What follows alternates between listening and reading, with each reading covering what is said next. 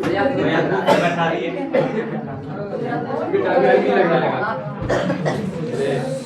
Friends, स्वागत है आप सभी का लक्ष्य पॉइंट कोचिंग सेंटर के यूट्यूब चैनल पर और क्लास में भी। तो चलिए हमारे साथ आप लोग हैं। हम लोग पिछले 3 दिन से 3 चैप्टर पढ़ चुके हैं। शुरुआत की है, एक बार लक्ष्य है कि 1 महीना में पूरा संस्कृत पढ़ना अच्छा से, ठीक है। पढ़ना नहीं, उसको बुक समझना, बुक को समझाएंगे। और ग्रामर को तो हम समझाने का प्रयास पहले भी किए हैं, लेकिन ग्रामर का मेन टॉपिक लिखाएंगे। चलिए, तो अभी आपको करना क्या है, आपको ध्यान से क्या करना, हम जो बोलेंगे बातों को सुनना है, समझना है, उसको दिमाग में दोहराते रहना है, ठीक है। हम अगर देखिए पढ़ाई कैसे होता है, अगर हम आपको कुछ बताते हैं तो आप पहले उसको सुनिए तो उसको सोचिए कि हम क्या बोले।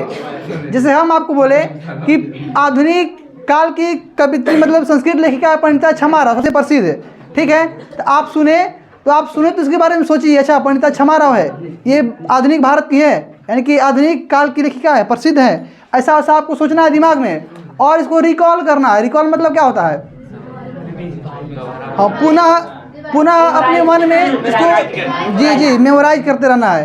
तो इस तरह कीजिएगा तो आप जो भी पढ़ाएंगे आपको उसको आप याद रख सकते हैं, ठीक है। चलिए, विशाल बात नहीं कीजिए, ठीक है। आपको ही हमको स्पेशल बार बार क्यों बोलना पड़ता है, इस बात में थोड़ा गौर कीजिए। चलिए, तो सुनिए, कल हम लोग अलस कथा पढ़े थे, ठीक है।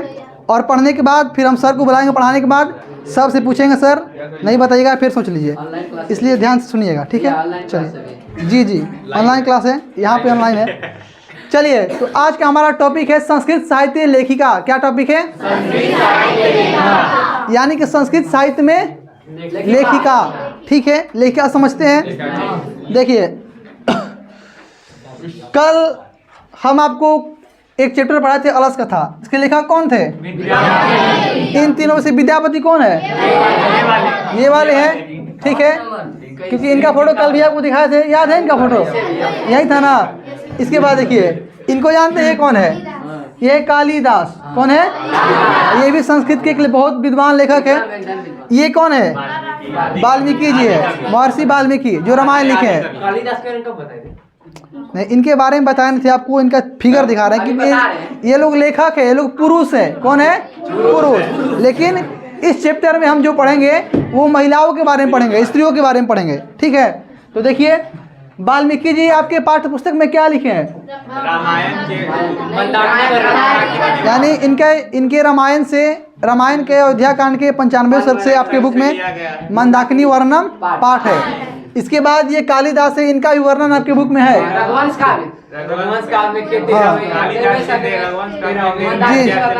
जी, कालिदास ने मंदाकिनी नदी का वर्णन किए हैं, ठीक है। और विद्यापति का तो है ही, ये कैसे का भी है, हाँ, ये मैथिली का भी है, ठीक है। चलिए, तो आगे बढ़ते हैं। तो चैप्टर मेरा क्या, संस्कृत साहित्य लेखिका। संस्कृत साहित्य में लेखिका ये लोग पुरुष है, लेकिन महिलाओं का भी, स्त्रियों का भी योगदान संस्कृत साहित्य को आगे बढ़ाने में और संस्कृत साहित्य का रचना करने में उनका भी योगदान है। किनका, महिलाओं का भी।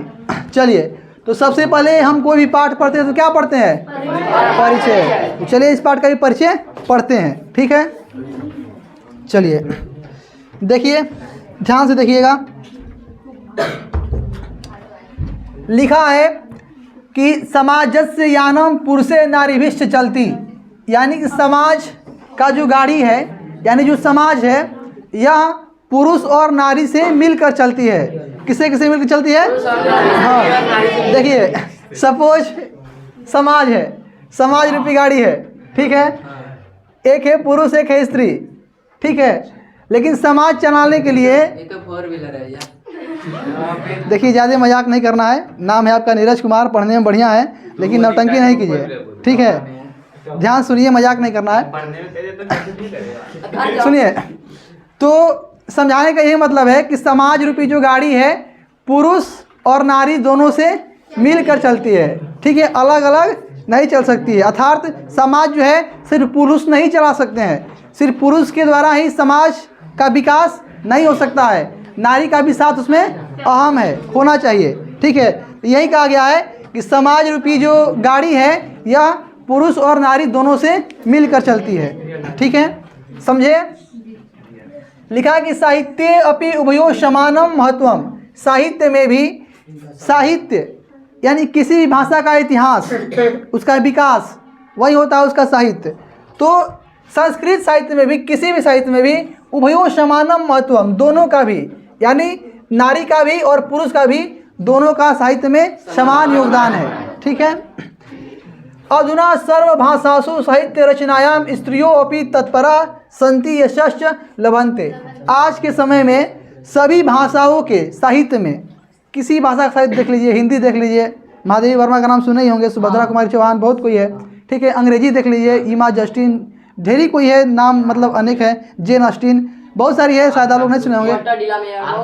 वाल्टर डिलामेयर, तो आंग सांग सुकी लिख सकते हैं। चलिए, महादेवी वर्मा उनका भी था, लेकिन उनको ट्रांसलेट किया गया था। चलिए यहाँ देखिए, और सब आज के समय में सभी भाषाओं के साहित्य रचना में, साहित्य को आगे बढ़ाने में, लिखने में स्त्रियाँ भी तत्पर है और यश को भी प्राप्त कर रही है। यश प्राप्त मतलब उनका भी नाम हो रहा है। ठीक है। लिखा है संस्कृत साहित्य प्राचीन कालात एवं साहित्य समृद्धि योगदानम न्यून अधिकम प्राप्यते, यानी कि संस्कृत साहित्य में प्राचीन काल से ही स्त्रियों का भी कहीं कम कहीं अधिक योगदान प्राप्त होता है। ठीक है। पाठे अस्मिन् अति प्रसिद्धा नाम लेखिका नाम एवं चर्चा वर्तते येन साहित्य समृद्धि निधि पूर्णे तासाम योगदानम ज्ञायते। लिखा गया है कि इस पाठ में, पाठे अस्मिन् मतलब इस पाठ में अति प्रसिद्ध लेखिकाओं का चर्चा है, वर्णन है, और उनका संस्कृत को पूरा करने में, संस्कृत की रचना में क्या योगदान है, हम लोग इस बात को इस चैप्टर में जानेंगे। ठीक है। यानी कि आपके सामने संस्कृत साहित्य लेखिका, जो संस्कृत साहित्य में लेखिका हुई, उनका सामान्य परिचय दिया गया है, और वे संस्कृत के लिए क्या क्या की है, क्या रचना की है, इसके बारे में कुछ सामान्य जानकारी दिया गया है। ठीक है। इतना समझ में आया। चलिए, ये था पाठ का परिचय था। क्या था? परिचय था। चलिए आगे बढ़ते हैं। यहाँ तक किसी कोई दिक्कत नहीं ना? इसमें क्या क्या बात बताया गया कि समाज की गाड़ी, समाज रूपी गाड़ी स्त्री और पुरुष दोनों से मिलकर चलती है। हाँ, साहित्य में भी किसी भी, हाँ, दोनों का समान होते हैं जी। आजकल किसी भाषा के साहित्य रचना में स्त्रियाँ तत्पर है और यश को भी प्राप्त कर रही है। ठीक है।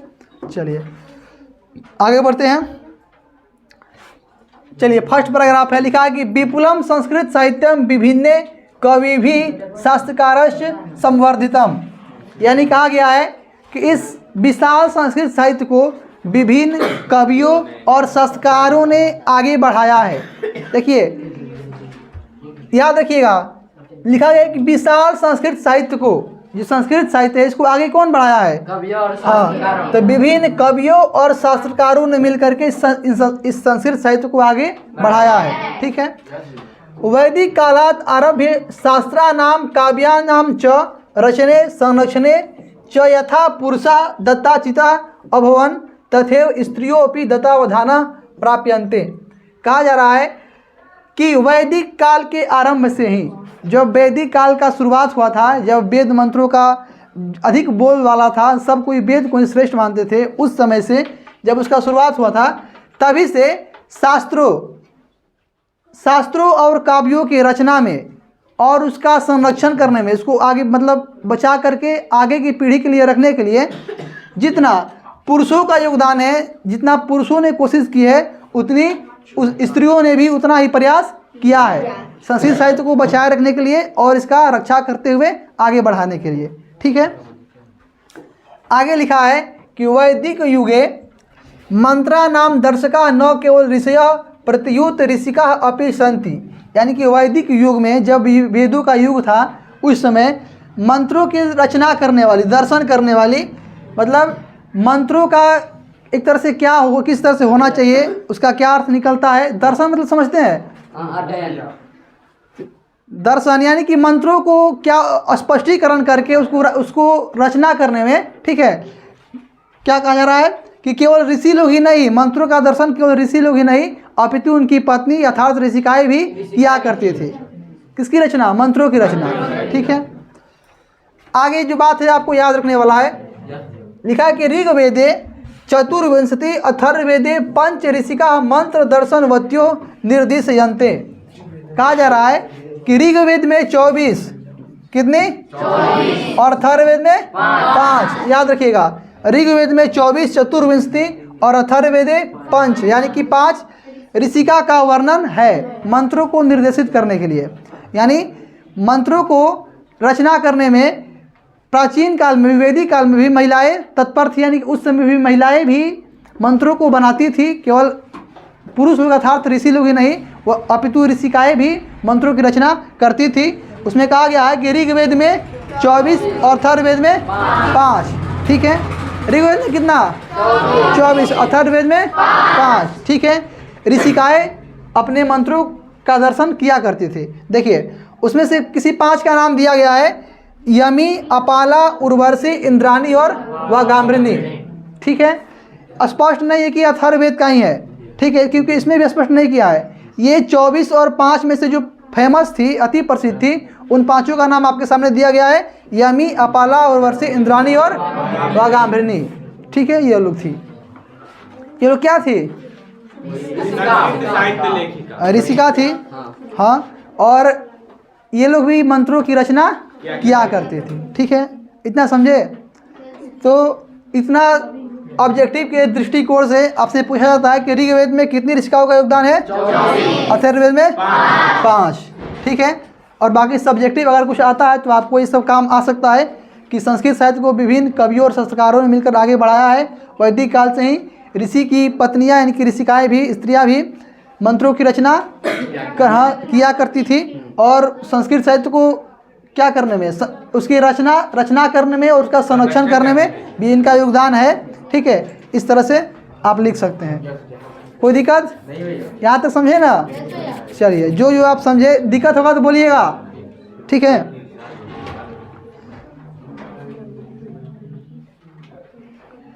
मक्खी बैठी है क्या?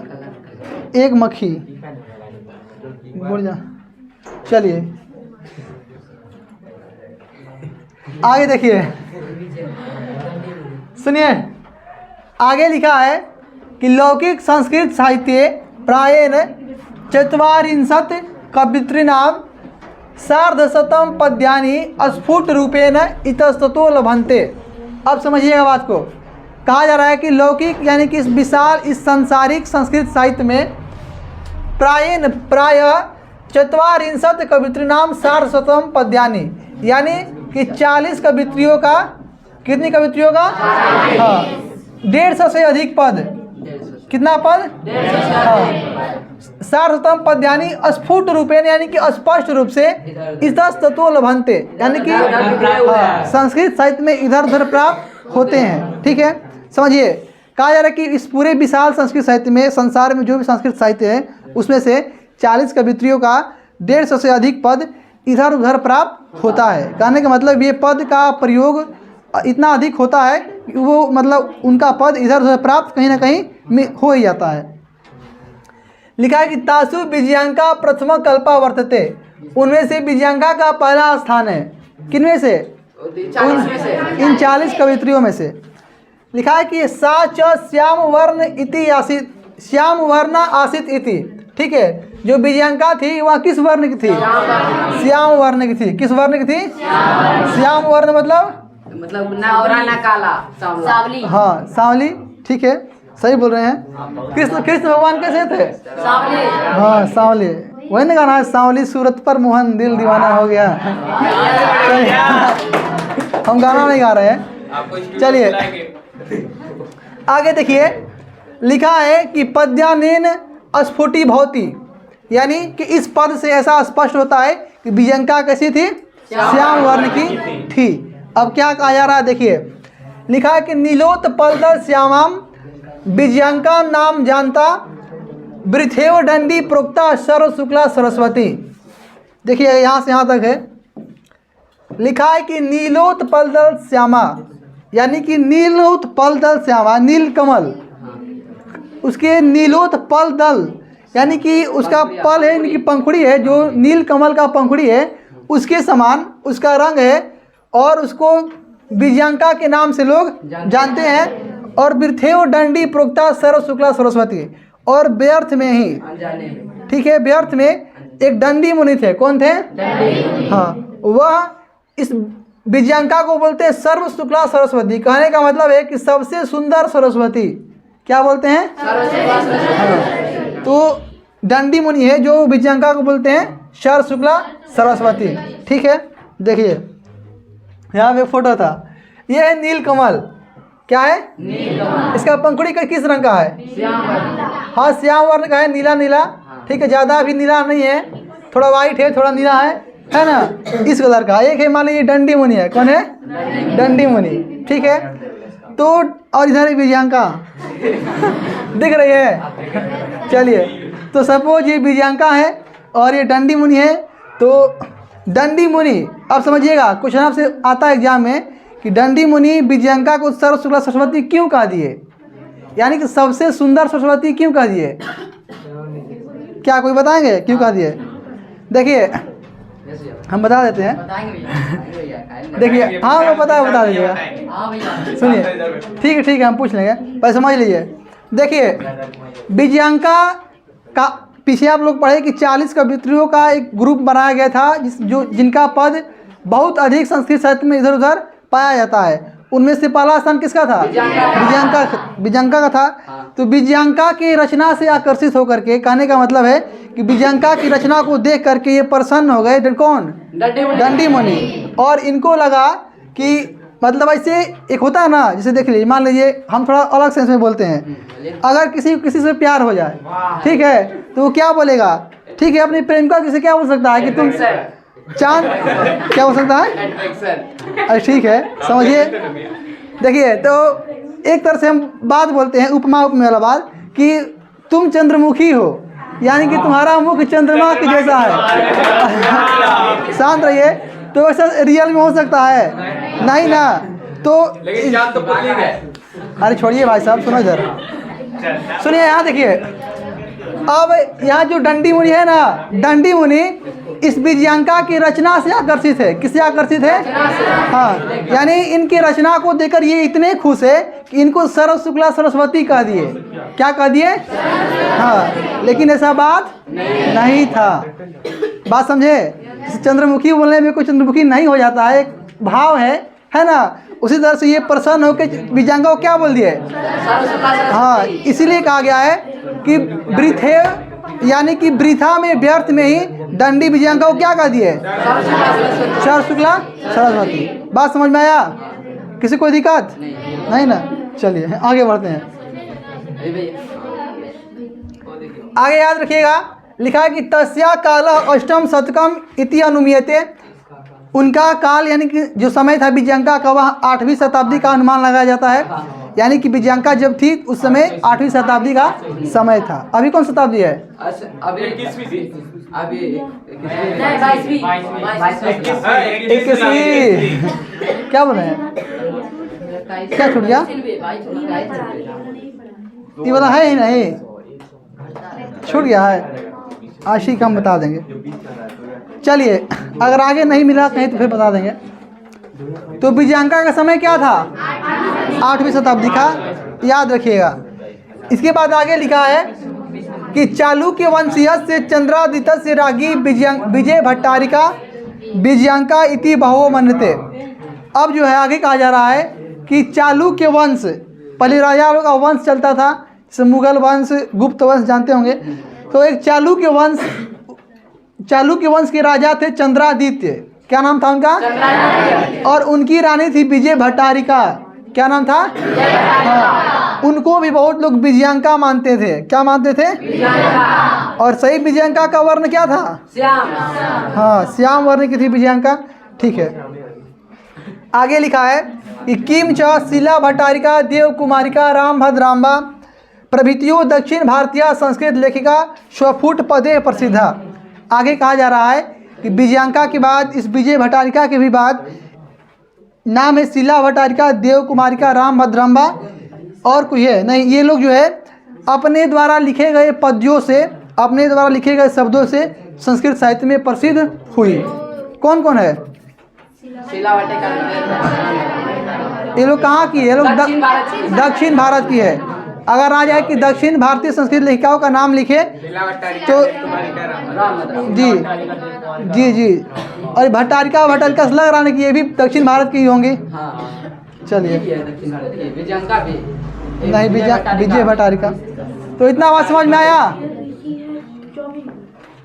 चलिए आगे बढ़ते हैं। इसके बाद देखिए एक साम्राज्य है, इसका नाम है विजयनगर साम्राज्य। क्या नाम है? विजयनगर साम्राज्य। देखिए इस तरह कुछ विजयनगर साम्राज्य था।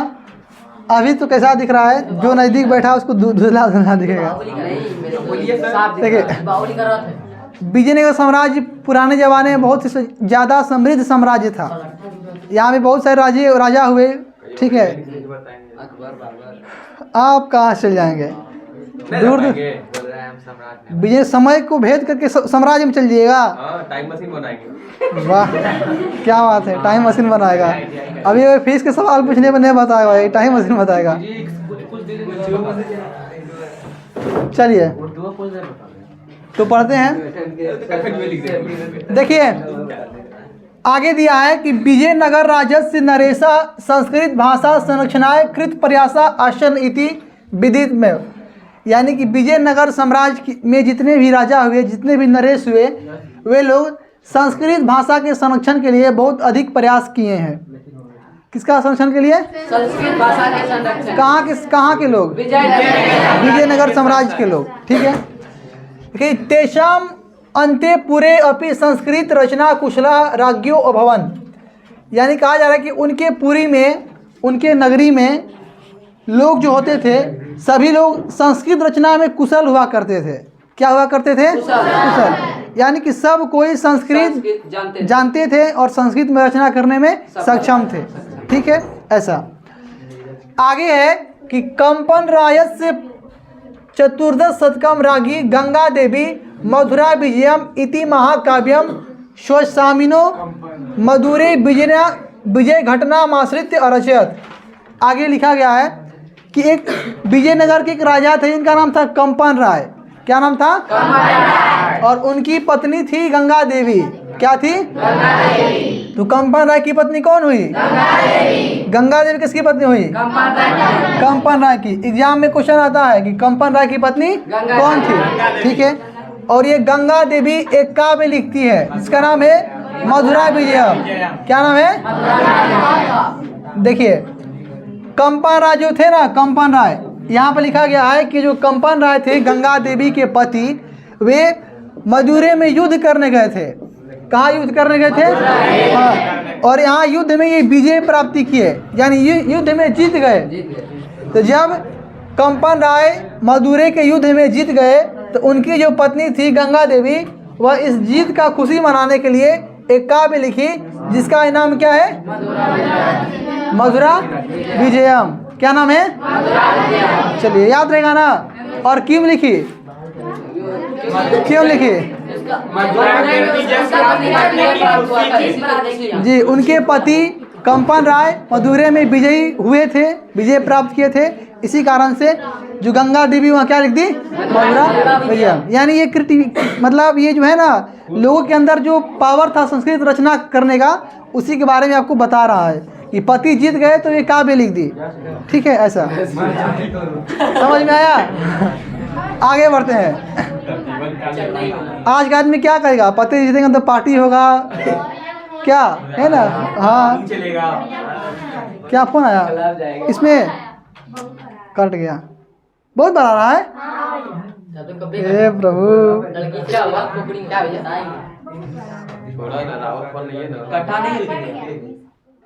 नहीं चल रहा है रिकॉर्डिंग। मतलब उठाते तब फट जाता है, समझे? नहीं उठाइएगा चलते रहता है। क्या वीडियो बन रहा होगा? चले, लेकिन हाँ तो वीडियो का आवाज कट गया होगा। अच्छा होने दीजिए, जो राज छोड़ दीजिए। कॉल आता है चलते रहता है। चलिए हेलो आया किसका है? आयुष पंगारा। तो मेरा आवाज रिकॉर्ड करेगा इसके कारण, छोड़ दीजिए, बाद में करेंगे। जोर दीजिए। यहाँ देखिए, तो यहाँ समझ में आया ना कि कंपन राय एक बार मदुरै में युद्ध हुआ तो वे जीत गए, जिसके कारण उनकी पत्नी जो थी गंगा देवी, वह एक काव्य लिखती जिसका नाम था मधुरा विजयम, ठीक है। आगे कि तत्र अलंकारा नाम सन्निवेश आवर्जको वर्तते, और इसमें यानी कि मधुरा विजयम जो महाकाव्य है इसमें अलंकारों का सन्निवेश है जो इसको और अधिक सुंदर बनाता है। अलंकार का परिभाषा होता है, हम बहुत अच्छा से नहीं जानते हैं, लेकिन होता है अलंकार जिस तरह स्त्रियां सजने के लिए आभूषण पहनती है उसी तरह शब्दों को सजाने के लिए उसमें चार चांद लगाने के लिए अलंकार का प्रयोग किया जाता है। ठीक है, ऐसा होता है। चलिए, तो मधुरा विजयम में अलंकारों का सन्निवेश था, कहने का मतलब ये बहुत पढ़ने में बहुत अच्छा काव्य होगा।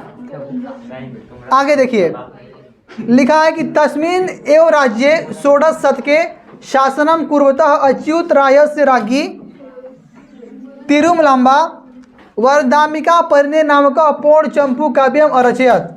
अब देखिएगा, विजयनगर साम्राज्य का बात यहाँ पे हो रहा है, और यहाँ पर सबसे पहले 14वीं शताब्दी में यहाँ पर कौन थे?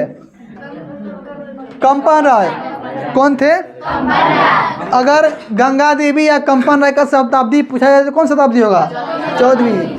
आगे लिखा है फिर 16वीं शताब्दी में इसी विजयनगर साम्राज्य में एक राजा शासन करते थे जिनका नाम था अच्युत राय। क्या नाम था? अच्युत राय। पहले कौन थे? कंपन राय। अब कौन है? हाँ। और इनकी पत्नी है तिरुमलांबा। क्या नाम है पत्नी का? हाँ, कौन कौन पत्नी का नाम रखोगे? तिरुमलांबा। क्या आता पत्नी का नाम आप रखिएगा। चलिए, अरे उसके फादर तब नाम का रखेंगे। चलिए याद रखिएगा, सुनिए, एक पैराग्राफ इसमें कट गया है। देखिए, पत्नी का नाम बताते हैं आपको। याज्ञवल्क्य की पत्नी कौन थी? उसके बारे में थोड़ा सा पैराग्राफ छूट गया, आपको बता देंगे बुक लेकर के अभी। तो जानते हैं। फिर चंद्रादित्य की पत्नी कौन है? विजय भट्टारिका। कौन है? हाँ। और कंपन राय की पत्नी? अच्युत राय की पत्नी तिरुमलांबा। ठीक है, चलिए आगे देखिए। तिरुमलांबा लिखती है वरदामिका परिणय। क्या लिखती है? याद रखिएगा। गंगा देवी क्या लिखी थी?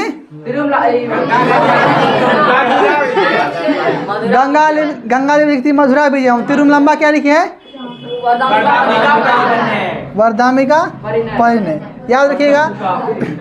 आगे लिखा है, देखिए, हला नहीं, लिखा है कि तत्र संस्कृत गद्य से छठा समस्त पदावल्या ललित पद विन्यासे न चौथी शोभिते। और इस वरदामिका परिणय को ललित पद में लिखा गया है, ललित पद विन्यास में। ठीक है, ललित पद विन्यास शब्दों को बनाने का कुछ विन्यास होता होगा, उसी में इसको लिखा गया है। लिखा है कि संस्कृत साहित्य प्रयुक्तम दीर्घतमम।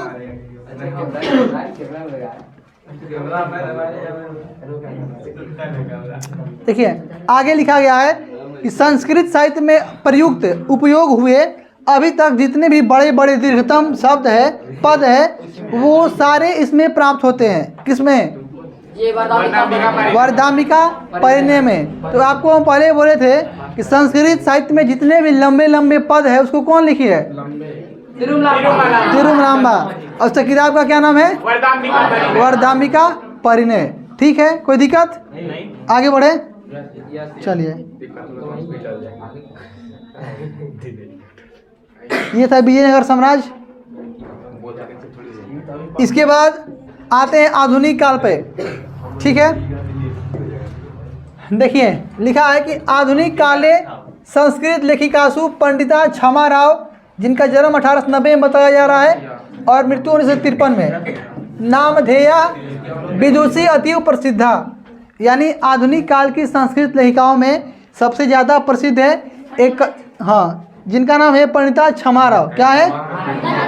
ये है पंडिता क्षमा राव।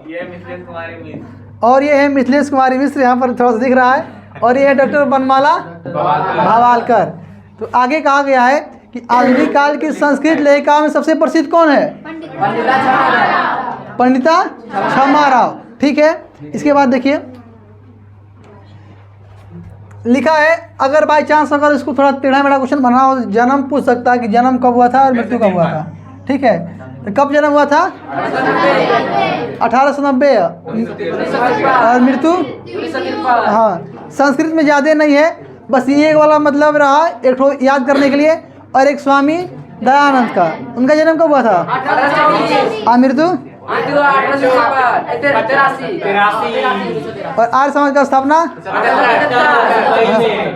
हाँ बस यही, 24 बस कुछ गिना चुना इस भी है जो याद करना है, बाकी बात तो नहीं। चलिए 1826 में तब इसके बाद देखिए लिखा है, बात नहीं कीजिए, लिखा है कि तया स्वपितु शंकर पांडु रंग पंडितस्य महतो विदोषो जीवन चरितम शंकर चरितम इति रचितम। यानी ये पंडिता क्षमा राव थी, ये जो अभी नहीं है पहले थी, ये जो है अपने पिता, इनके पिता का नाम था शंकर पांडुरंग। क्या नाम है? आ सकता है क्षमा राव के पिता क्या नाम था? शंकर पांडुरंग। एक पंडित थे, क्या थे?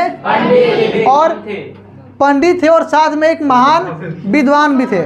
तो पंडिता क्षमा राव अपने पिता शंकर पांडुरंग के जीवन चरित्र को लिखा। क्या लिखा?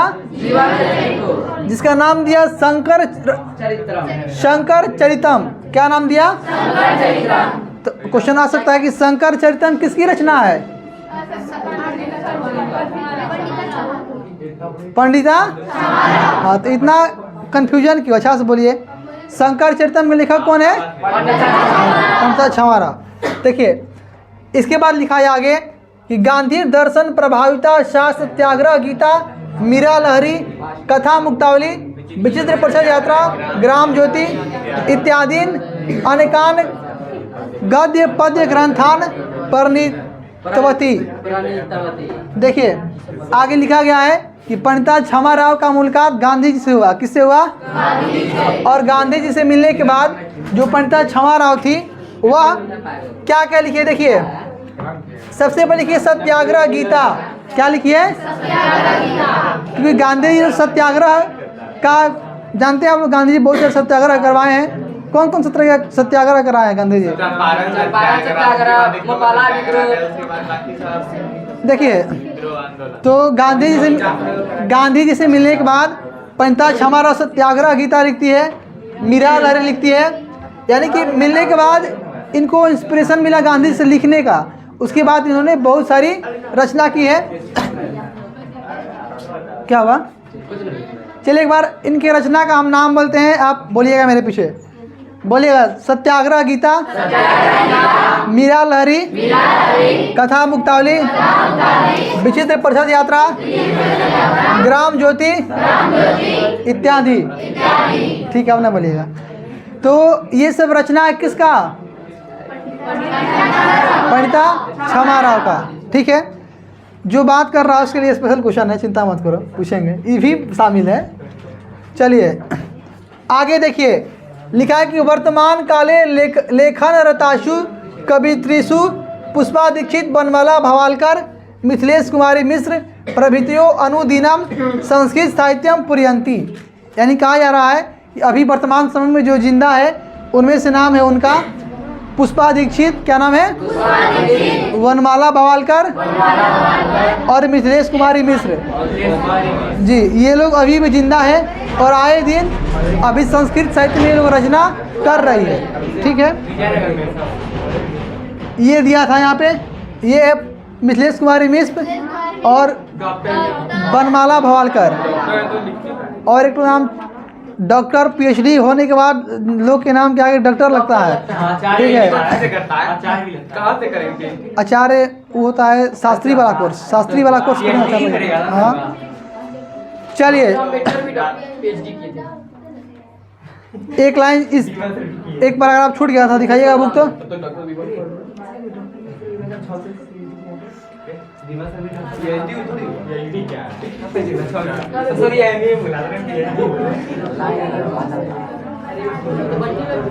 सुनिए, एक पैराग्राफ छूट गया है, हम यहाँ पे देख देख के पढ़ाते हैं। ठीक है, सुनिए, यहाँ पे लिख देंगे।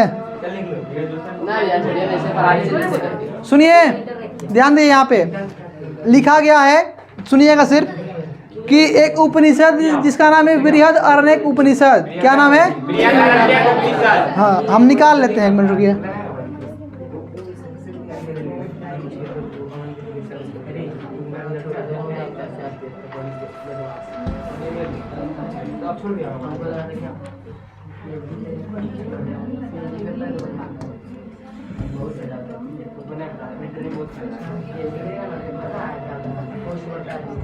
अब नहीं खुलता है क्या? खुलता है। भैया खोलिए ना।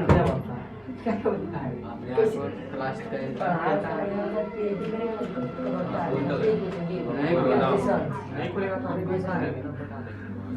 ये इंटरनेट पड़ता है। इंटरनेट पड़ता है।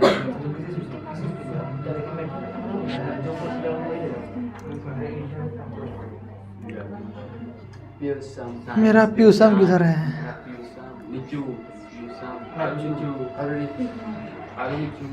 इधर आया है। आप क्या आ जाइएगा। उनको फिजिक्स लगता है।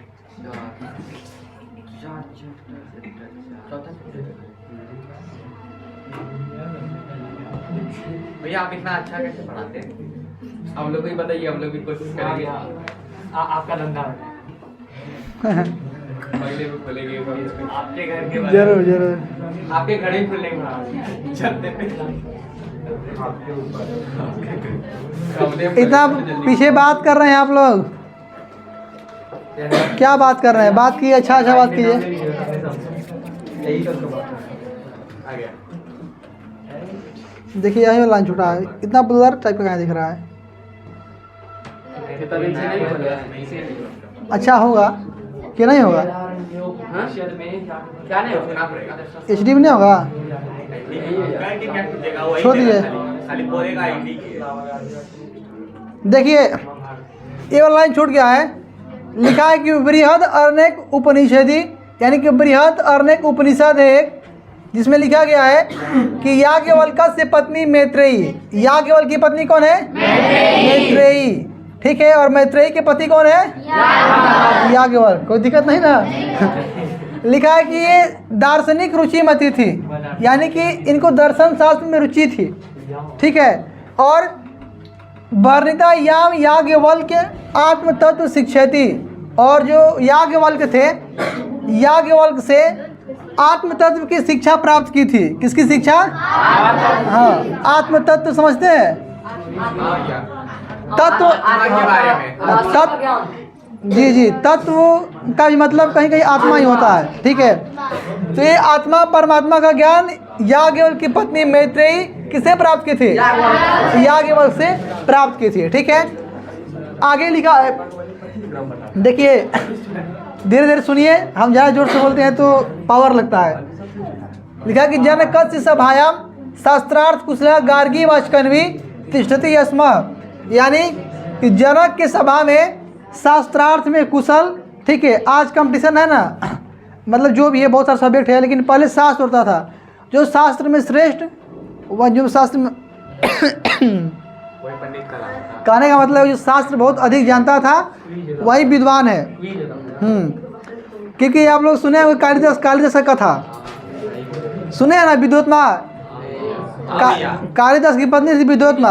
उनका कहना था कि जो हमको शास्त्रार्थ में हरा देगा उसी से हम शादी करेंगे, यानी कि जो मेरे से विद्वान है उससे हम शादी करेंगे।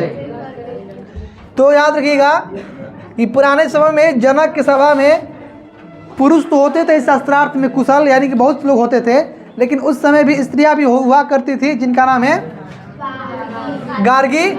हाँ, किसमें कुशल? हाँ, शास्त्र में कुशल, शास्त्रार्थ करने में कुशल, यानी कि शास्त्र का जो बात है उसका बहस, वही शास्त्रार्थ हुआ करता था। और ये कहाँ रहती थी? जनक के सभा में। जनक के सभा में। लिखा कि महाभारते अपि, महाभारत में भी जीवन पर्यंतम, यानी कि जीवन भर वेदांत अनुशील पराया, वेदों का अनुशीलन करने वाली, वेदों को पढ़ने वाली, समझने वाली, जानने वाली, सुलभाया वर्णनम लभते, सुलभा का वर्णन प्राप्त होता है। ठीक है, किसका वर्णन? कहाँ पर? महाभारत में। ठीक है, ऐसा बात है, समझ में आया? तो आशा करते हैं कि आप लोग पहले जो पढ़ाए थे आप लोग का रिवीजन हुआ होगा ना? हुआ कि नहीं? चलिए 1 मिनट जो ऑनलाइन इस वीडियो को देखेंगे, अगर अब क्वेश्चन लगाते हैं और सर को बुलाते हैं। ठीक है। पसंद नहीं है कहीं सर को लाने बात करिएगा सर को लाने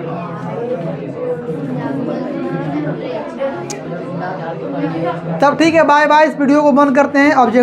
ऑब्जेक्टिव के बारे में जो भी यहाँ तो ऑनलाइन एक्सेस करा नहीं पाते हैं, तो जो डिस्कशन इसका शाम में हम टाइम निकाल के कर देंगे एक दिन, या फिर ऐसे शाम में टाइम निकालते हैं, इसमें शाम में ऑब्जेक्टिव पढ़ाने का प्रयास करेंगे। Bye bye. आप लोग से मिलते हैं अगले वीडियो में। अरे यार।